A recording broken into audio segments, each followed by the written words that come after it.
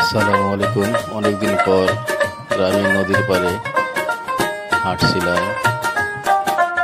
এখন প্রায় বর্ষার সময় এসে গেছে। কিছুদিনের মধ্যে এই নদীটি ভরপুর হয়ে যাবে এবং এলাকা প্লাবিত হয়ে যাবে। বর্ষার সময় এখানে অনেক পানি হয়, নদীটা ভরপুর হয়ে যায়। এখন একটু পানি বাড়ছে, হয়তো বর্ষা বৃষ্টি টিটি হলে পানি আরো প্লাবিত হবে। অনেকদিন প্রায় 6 মাস পর আমি এই নদীর পাড়ে আসলাম। এখানে বাতাসটা বেশ সুন্দর, আবহাওয়াটাও সুন্দর।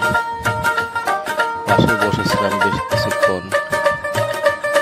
অন্য মানুষের হাঁস এখানে চলাফেরা করছে, কি সুন্দর সাঁতার কাটছে, এখানে মাছ খাচ্ছে, শামুক খাচ্ছে। এখন ধান কাটা শেষ হয়ে গেছে, কিছু বাকি আছে। ভুট্টা উঠিয়ে ফেলেছে, পাট গাছ অনেকে, পাট শাক অনেকে বাড়ছে। পাট শাক বড় হচ্ছে, এরপরে পাট জাগ দিবে। গ্রামটি অনেক সুন্দর, বেশ ভালো লাগে গ্রামটি। তাই আমি মাঝে মাঝে ছুটে আসি শহর থেকে গ্রামে। বিভিন্ন নদীর পাড়ে বসে সময় কাটাই। এরপরে মহিপুর তিস্তা নদীর পাড়ে যাব আমি। 2-1 মধ্যে গিয়ে ওখানকার কিছু চিত্র নিয়ে আসবো, ওখানে কিছু সময় কাটিয়ে আসবো। আমার নদী, সাগর, খাল, বিল এগুলো খুব পছন্দ, তাই আমি যাই।